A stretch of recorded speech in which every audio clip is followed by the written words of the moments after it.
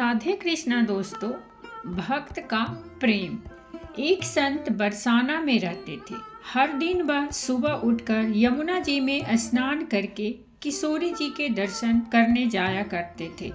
यह नियम हर रोज का था। जब तक राधा रानी के दर्शन नहीं कर लेते तब तक अन्न जल कुछ भी ग्रहण नहीं करते थे। उनकी यही दिनचर्या हो गई थी। अब उनकी उम्र लगभग 80 वर्ष की हो गई। एक सुबह रोज की तरह उठे और यमुना में स्नान किया। तत्पश्चात राधा रानी के दर्शन को गए। मंदिर के पट खुले और राधा रानी के दर्शन करने लगे। तभी अचानक दर्शन करते हुए संत के मन में भाव आया कि मुझे राधा रानी के मंदिर आते आते आज 80 वर्ष हो गए, लेकिन मैंने आज तक राधा रानी को कोई भी वस्त्र भेंट नहीं किया। लोग राधा रानी के लिए क्या क्या नहीं लाते हैं। कोई नारियल लाता है, कोई चुनरी लाता है, कोई चूड़ी लाता है, कोई बिंदी लाता है, कोई साड़ी लाता है, कोई लहंगा चुन्नी लाता है, परंतु मैंने तो आज तक कुछ भी नहीं चढ़ाया है। संत जी के मन में यह विचार आया कि जब सभी मेरी राधा रानी के लिए कुछ न कुछ लाते हैं तो क्यों न मैं भी अपनी राधा रानी के लिए कुछ लेकर आऊं। लेकिन ऐसा क्या लाऊं कि मेरी राधा रानी खुश हो जाएं। यही सोचते सोचते संत जी अपनी कुटिया आ पहुँचे, परंतु उनके मन में वही चलता रहा कि मैं क्या दूं। बस सारी रात सोचते रहे। सोचते सोचते सुबह हो गई।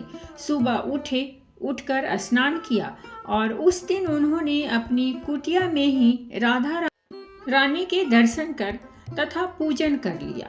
पूजन अर्चन के बाद वे बाजार में जा पहुंचे। वहां जाकर उन्होंने सबसे सुंदर वाला लहंगा चुनरी का कपड़ा लिया और अपनी कुटिया में आ गए और उसे खुद सिलने का सोचकर अपने ही हाथों से लहंगा चुनरी को सिलने लगे।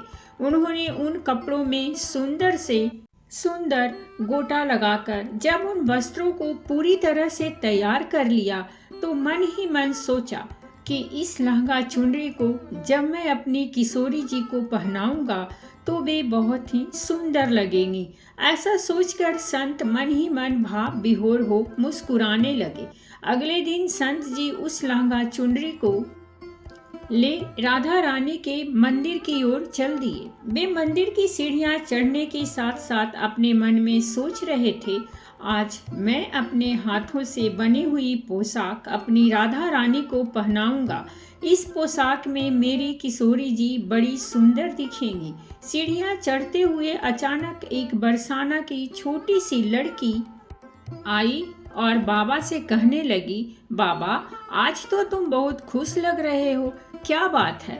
हमें भी तो बताओ ना बाबा। तो बाबा बोले, लाली आज मैं इसीलिए खुश हूँ क्योंकि आज मैंने अपने हाथों से राधा रानी के लिए लहंगा चुनरी बनाई है। इन वस्त्रों को मैं राधा रानी जी को पहनाऊंगा और इन्हें पहनकर मेरी राधा रानी भली दिखेंगी। तब उस छोटी सी लड़की ने कहा, बाबा मुझे भी तो दिखाओ, आपने कैसी लहंगा चुनरी बनाई है। तब बाबा ने उसे वह वस्त्र खोलकर दिखाए। उन वस्त्रों को देखकर वो लड़की बोली, अरे बाबा राधा रानी के पास तो बहुत सारी पोशाक है, तो आप ये पोशाक मुझे दे दो ना। तब वे संत बोले, बेटी मैं तुमको बाजार से दूसरी पोशाक दिलवा दूंगा। ये तो मैं अपने हाथों से बनाकर राधा रानी के लिए लेकर जा रहा हूँ, तुमको कोई दूसरी दिलवा दूंगा। लेकिन उस छोटी सी बालिका ने उस संत का अंगोछा पकड़ लिया और फिर से बोली, बाबा ये मुझे दे दो ना, मुझे तो यही पोशाक चाहिए।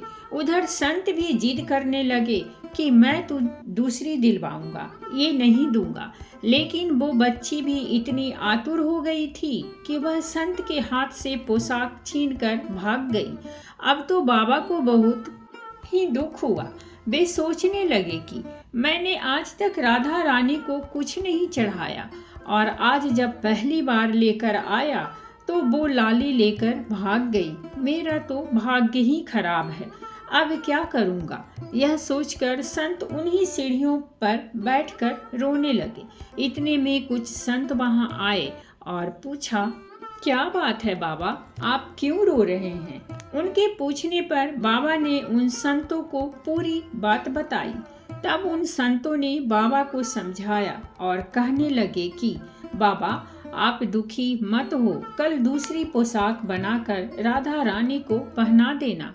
अब चलो, चलकर राधा रानी के दर्शन कर लेते हैं। संतों के समझाने पर बाबा का मन थोड़ा हल्का हो गया और वे संतों के साथ राधा रानी के दर्शन को चल दिए। रोना तो बंद हो गया था, लेकिन मन स्थिति अच्छी नहीं थी, क्योंकि उनकी मनोकामना पूरी नहीं हुई थी। फिर भी अनमने मन से राधा रानी के दर्शन करने जा रहे थे, परंतु मन में यही चल रहा था कि लगता है किशोरी जी की इच्छा नहीं थी। शायद किशोरी जी मेरे हाथों से बनी पोशाक पहनना ही नहीं चाहती थी। यही सब सोचकर संत जी बड़े दुखी हो रहे थे। इसी उधेड़-बुन में वे मंदिर पहुंच गए। मंदिर आकर राधा रानी के पट खुलने का इंतजार करने लगे। थोड़े ही समय बाद मंदिर के पट खुले तो संतों ने कहा, बाबा देखो तो आज हमारी राधा रानी बहुत ही सुंदर लग रही हैं। उनका मन तो पहले से ही व्यथित था, परंतु संतों की बात सुनकर जैसे ही बाबा ने अपना सिर उठा करके देखा तो जो स्वरूप देखा तो वो दंग रह गए। उन्होंने देखा कि जो लहंगा चुनरिया बाबा ने अपने हाथों से बनाई थी, वही आज राधा रानी ने पहने थी। यह देखकर बाबा बहुत ही खुश हो गए। खुशी में उनकी आंखों से आंसुधार बह निकली। उसी अवस्था में उन्होंने राधा रानी से कहा, हे राधा रानी, आपको इतना भी सब्र नहीं रहा कि मुझे यहाँ तक आने देती। आप उससे पहले ही मेरे हाथों से ही लेकर भाग गई, ऐसा क्यों। तब सर्वश्री राधा रानी ने कहा कि बाबा, आपके भाव को देखकर मुझसे रहा नहीं गया, और ये आपकी लाई हुई पोशाक केवल पोशाक नहीं है, अपितु इसमें आपका प्रेम है, और जो भी प्रेम से मेरी तरफ एक कदम भी आता है उसे मैं खुद जाकर मिल लेती हूँ। इसीलिए तो मैं खुद ही आकर आपसे लहंगा चुनरी छीनकर भाग गई थी।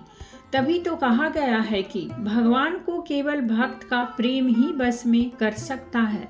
तो दोस्तों, ये थी हमारी आज की कहानी, और अगर कहानी अच्छी लगी हो तो प्लीज़ हमारे चैनल को सब्सक्राइब कीजिए, वीडियो को लाइक और शेयर जरूर कीजिए। कहानी सुनने के लिए बहुत बहुत धन्यवाद। मिलते हैं हम एक नई कहानी के साथ।